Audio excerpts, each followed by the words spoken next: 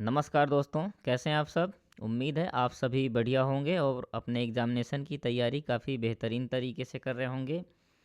तो दोस्तों फिर से स्वागत है आप सभी का उत्तर प्रदेश सामान्य ज्ञान की इस क्लास में। और आज हम कवर करने वाले हैं पार्ट 6, है ना। उत्तर प्रदेश सामान्य ज्ञान में 5 पार्ट हम ऑलरेडी कवर कर चुके हैं। तो आइए आज देखते हैं आज हम क्या पढ़ने वाले हैं। तो आज हम पढ़ने वाले हैं उत्तर प्रदेश की प्रमुख नहरें, है ना। नहरों से रिलेटेड जैसे क्वेश्चन बनते हैं तो उन्हें कवर करने वाले हैं। तो आइए फिर स्टार्ट करते हैं बिना किसी टाइम वेस्टिंग के। तो देखिए आज का सबसे पहला क्वेश्चन है। तो किस प्रकार से क्वेश्चन पूछे जाते हैं। तो उत्तर प्रदेश की सबसे पुरानी नहर कौन सी है। तो ये है पूर्वी यमुना नहर। कौन सी नहर है। पूर्वी यमुना नहर। और इसका निर्माण कब किया गया था। तो 1830, है ना, 1830 में किया गया था। नेक्स्ट देखते हैं क्वेश्चन नंबर सेकंड। तो पूर्वी यमुना नहर किस स्थान से निकलती है। अब इसके निकलने का स्थान यानी कि उद्गम स्थल ये पूछे जाते हैं, इंपॉर्टेंट है, इसे याद रखिए कहाँ से निकलती है। तो फैजाबाद सहारनपुर से, है ना, फैजाबाद सहारनपुर से। नेक्स्ट देखते हैं क्वेश्चन नंबर थर्ड। तो थर्ड में क्या कह रहा है कि पूर्वी यमुना नहर किस नदी से निकाली गई है। तो देखो इसके नाम में ही छुपा हुआ है यमुना नहर, है ना। तो ये किस नदी से निकाली गई। तो यमुना नहर से। नेक्स्ट देखते हैं क्वेश्चन नंबर फोर्थ। तो ऊपरी गंगा नहर का निर्माण कब हुआ था। तो ये हुआ था 1840 और 54 के बीच, है ना। और ये देखिए सबसे पुरानी नहीं, लेकिन ये क्या है, ऊपरी गंगा नहर, इसका निर्माण कब किया गया था। तो लॉर्ड डलहौजी के टाइम पर किया गया था, है ना। किसके टाइम पर। लॉर्ड डलहौजी के टाइम पर। ये थोड़ा सा याद रखने वाली बात है ना। नेक्स्ट देखते हैं ऊपरी गंगा नहर का निर्माण नहर किस स्थान से निकलती है। अब इसके उद्गम का स्थल पूछा गया है। तो ये हरिद्वार उत्तराखंड से निकलती है ना। और देखो कभी कभी ऐसे ही पूछ लिया जाता है कि किस साइड से निकलती है। तो ये दाईं ओर से निकलती है ना। इंपॉर्टेंट है, याद रखिएगा। नेक्स्ट देखते हैं। तो नेक्स्ट क्वेश्चन है ऊपरी गंगा नहर किस नदी से निकाली गई। तो देखो इसके भी नाम में छिपा हुआ है क्या, गंगा नदी, है ना। तो किस नदी से निकाली गई, गंगा नदी से। नेक्स्ट है निचली गंगा नहर का निर्माण कब किया गया था। तो 1878, 1878 में, है ना। और ये भी देखो गंगा नदी से निकली है। नेक्स्ट देखते हैं इसका उद्गम स्थल क्या है। तो ये है नरौरा बुलंदशहर, है ना। और नरौरा में क्या है, नरौरा में एक एटॉमिक एनर्जी सिस्टम है। तो वो आप कमेंट में बताएंगे कौन सा है, उसके बारे में डिटेल में बताएंगे आप, है ना। नेक्स्ट देखते हैं निचली गंगा नहर की लंबाई कितनी है। तो देखो निचली गंगा नहर की लंबाई है 8800 किलोमीटर, यानी कि 8800 किलोमीटर, है ना। नेक्स्ट देखते हैं अगला क्वेश्चन है। तो कह रहा है कि उत्तर प्रदेश की सबसे बड़ी नहर कौन सी है। तो ये शारदा नहर। कौन सी है, शारदा नहर। और देखो एक क्वेश्चन है कि सबसे लंबी नहरें कहाँ पर पाई जाती हैं। तो ये है कहाँ पर, रायबरेली, है ना, रायबरेली। ये क्वेश्चन एक बार पूछा गया था, है ना। रायबरेली, सबसे लंबी नहरें कहाँ पर हैं, रायबरेली में पाई जाती हैं। नेक्स्ट देखते हैं। तो नेक्स्ट क्वेश्चन है शारदा नहर का निर्माण कब हुआ था। तो ये हुआ था 1920 से 28, है ना। और शारदा नहर कहाँ से निकलती है। तो देखो शारदा नहर नेपाल सीमा पर पीलीभीत से, है ना, कहाँ से, पीलीभीत से निकलती है। नेक्स्ट है शारदा नहर की लंबाई कितनी है। तो 12,368 किलोमीटर, है ना, 12,368 किलोमीटर किसकी, शारदा नहर की लेंथ है। नेक्स्ट है रानी लक्ष्मीबाई बांध नहर किस नदी पर स्थापित की गई है। तो देखो ये बांध कहाँ पर है, किस नदी पर है। तो ये बेतवा नदी पर बनाया गया है ना। इसके बाद देखो ये स्थान पूछ रहा है नेक्स्ट क्वेश्चन में कि रानी लक्ष्मीबाई बांध नहर किस स्थान पर स्थापित की गई। तो देखो ये झांसी वैसे तो आता है, लेकिन कभी कभी एग्जैक्ट स्थान पूछ लेता है। तो वो है माता टीला, है ना, माटा नहीं, ये माता टीला है ना। तो माता टीला नामक स्थान पर और बेतवा नदी पे बनाई गई कौन सी, रानी लक्ष्मीबाई बांध नहर परियोजना। नेक्स्ट देखते हैं रिहंद परियोजना किस नदी पर, किस स्थान पर स्थापित की गई है।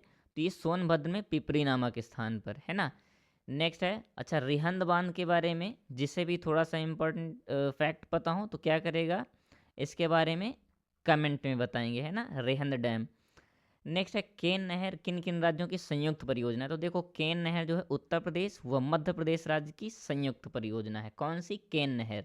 इंपॉर्टेंट है, ये क्वेश्चन पूछे जाते हैं कि कौन कौन से राज्यों की संयुक्त परियोजना है ना। नेक्स्ट है केन नहर कहाँ स्थापित की गई है। तो पन्ना मध्य प्रदेश में है। अब देखो ये स्थापित तो मध्य प्रदेश में की गई है, लेकिन दोनों की संयुक्त परियोजना है, इसलिए उत्तर प्रदेश के लिए इम्पॉर्टेंट है ना। नेक्स्ट देखते हैं, बेतवा नहर कहाँ स्थापित की गई है, तो झांसी में पारीछा नामक स्थान पर, है ना। नेक्स्ट है, बेतवा नहर किस नदी पर स्थापित की गई है, तो देखो इसके नाम में ही है बेतवा, तो बेतवा नदी पर स्थापित की गई है ना। नेक्स्ट देखते हैं, तो नेक्स्ट कह रहा है, राजघाट बांध एवं नहर परियोजना किन दो राज्यों की संयुक्त परियोजना है, तो ये भी राजघाट जो डैम है तो उत्तर प्रदेश व मध्य प्रदेश दोनों की संयुक्त परियोजना है ना। ऐसे ही केन। नेक्स्ट देखते हैं, राजघाट का निर्माण यानी कि राजघाट डैम का निर्माण किस नदी पर किया गया है, तो बेतवा नदी पर। इंपॉर्टेंट है, याद रखिएगा, है ना। नेक्स्ट है, राजघाट बांध का निर्माण किस स्थान पर किया गया, तो जो है ललितपुर का एकमात्र जिला जो झांसी से सीमा साझा करता है ना। बाकी पूरा तीनों साइड से किससे, एमपी से घिरा हुआ है ना। तो ये किससे, सॉरी कहाँ पर है, तो ललितपुर में है।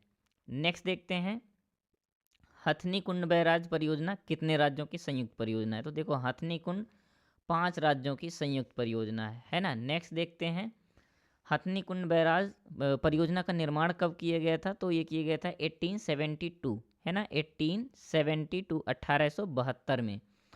और किस नदी पर बनाया गया है, यानी कि हथनी कुंड बैराज परियोजना का निर्माण किस नदी पर किया गया है, तो ये यमुना नदी पर। किस नदी पर, यमुना नदी पर। नेक्स्ट क्या है, हथनी कुंड बैराज परियोजना किस स्थान पर स्थापित की गई है, तो सहारनपुर में। कहाँ पर, सहारनपुर में। नेक्स्ट है 28 नंबर में, तो हथनी कुंड बैराज परियोजना को किस अन्य नाम से जानते हैं, तो इसे अन्य नाम से जाना जाता है नया ताजे वाला बैराज के नाम से, है ना, नया ताजे वाला बैराज के नाम से।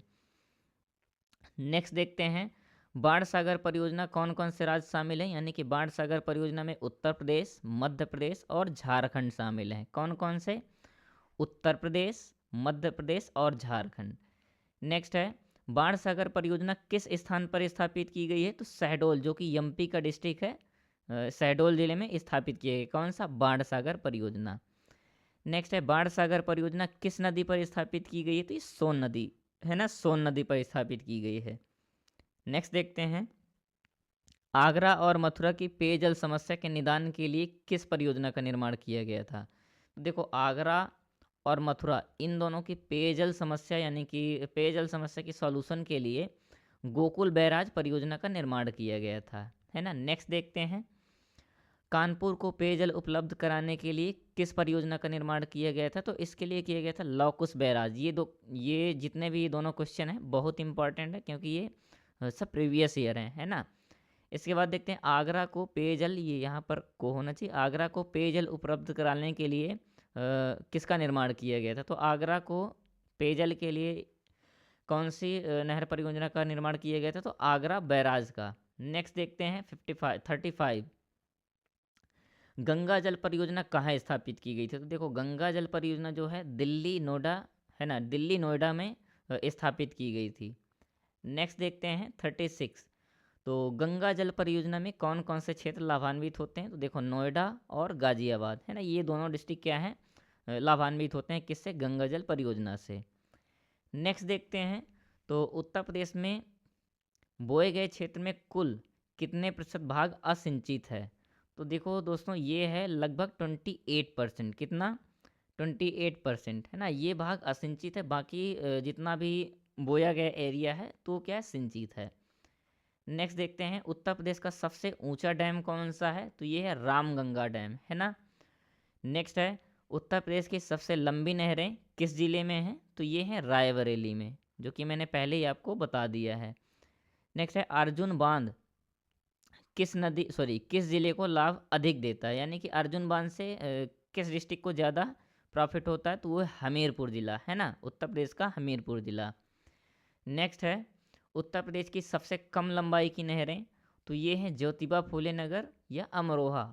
और आप बताएंगे मुझे कि वन डिस्ट्रिक्ट वन प्रोडक्ट में अमरोहा का फेमस क्या है ना, अमरोहा किस लिए फेमस है।